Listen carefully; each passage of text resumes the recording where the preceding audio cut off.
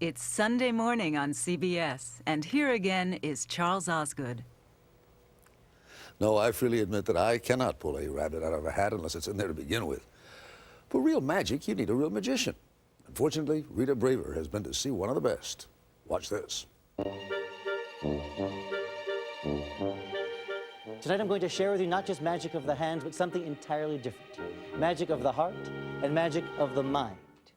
And Steve Cohen's heart and mind, along with his hands, are fully dedicated to making magic. To do this, I'd like to borrow some rings from those of you around the room. If you have a ring on you wouldn't mind lending. Watch what happens after he borrows a few rings from audience members. Oh, that would do the trick. Thank you very much. Very good. And your first name? Charlie. Charlie, okay, very good. All right, I think we've got enough. I usually use 4. I guess tonight we'll just use these 3. And may I have the glass you've been so patiently holding? Is the glass empty? Thank you. We'll place the rings inside. As I swirl them inside the glass, I'll recite an ancient magic phrase. Abra-cadabra.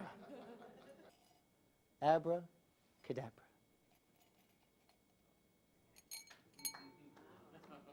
The rings have linked.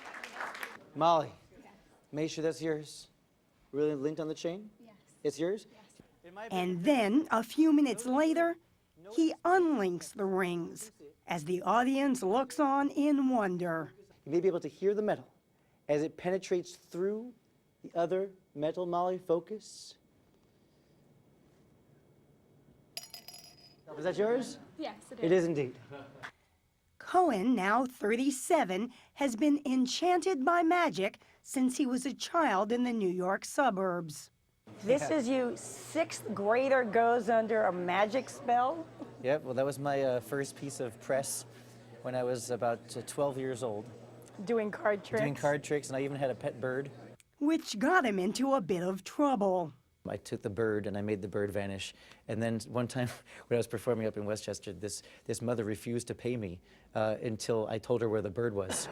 And all the kids were chanting, "Where's the bird? Where's the bird?" And so eventually my mom had a talk with the lady and she was reasonable, so I got paid and we all walked out of there. And the mystery still lingers. His first teacher was his great uncle, Nat Zuckerman, an amateur magician. He used to say to us, he's like, "Everyone gather around. Okay, come on in close. I'll show you a trick." Cohen says his uncle actually knew Harry Houdini, the fabled magician of the early 20th century. But it's not Houdini's spectacular escape stunts that fascinate Cohen.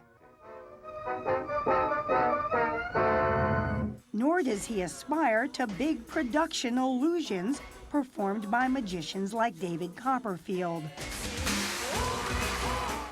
Very purposefully, I have marketed my show as being an evening of very intimate magic. It's a demonstration of modern conjuring. The name of this demonstration is Think a Drink. Think a Drink. So his audiences get a close look as Cohen asks them to think about and name their favorite drinks. Tangerine juice. What was it? Tangerine juice. Okay. All right, I got a question for you. Would you like that with or without pulp? And all from the same magic kettle, Cohen proceeds to pour tangerine juice, as well as a margarita, pink lemonade, and 30-year-old scotch, inviting guests to taste the drinks they've requested. And would you please smell it first? Does it smell like scotch? Yes, you can smell it too. And now, have a taste, have a taste. It's all yours, but have as much as you like. And aged 30 years too, very expensive, very nice stuff. Good job. Cohen calls his show chamber magic, in the tradition of so-called parlor magicians in 19th century Europe. He performs his act at Manhattan's famed Waldorf-Astoria Hotel on Friday and Saturday nights in a private suite where guests pay $60 a ticket and are asked to dress up in business attire, part of the image that he carefully cultivates as the millionaire's magician. This is you and Barry Diller, the financial and media guru. Yep.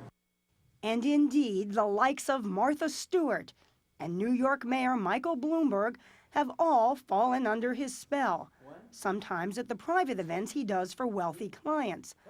Another part of the image is Ivy League education. You went to Cornell, you majored in psychology. That's right.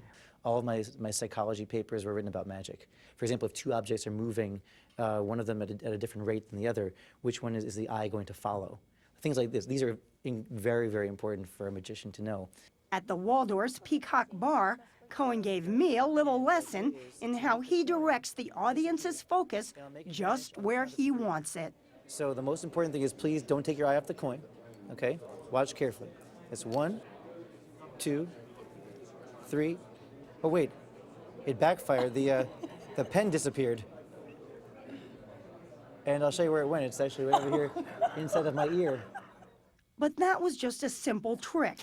In his show, he tears a U.S. map into shreds to find the city an audience member has been asked to think of silently. Allow me to pinpoint one city in this great nation of ours. For the first time in a loud voice, would you tell us what is the city that you chose? San Francisco. Would you please out loud so everyone can hear you? Please read where the pin has pierced precisely on the map. San Francisco. San Francisco. But don't even bother asking, how'd you do that? That's the one question I never entertain. The idea as a magician is to try to present your magic in such a way where the only answer is, it must be magic. In fact, I saw the show 3 times and still don't understand how he gets people to write down facts about themselves on cards he never seems to see, and then suddenly he's telling a kid his own locker combination. And you're turning it to open it up. You turn it to the 6. Yeah. Then you turn it backwards to the 12. Yeah. And the last number you turn it to in your locker combination is 18. Is that right? A fine job indeed. Scott, thanks for your assistance. Thank you. Thank you. So how do you think he found it out? No idea. Mind-boggling. Which is magic to Steve Cohen's ears. My goal really as a magician is not just to fool you during the show, and not just to make you think, oh, wow, that's amazing, how did he do it? But to question it days and months afterwards. Ladies and gentlemen, until we meet again, I'm Steve Cohen. Thanks very much for joining me here. Good night, everyone. Thanks for your help. Thank you. Hey, man, thanks a lot. Thanks a lot. Thank you. A little fighting, yeah. I like that.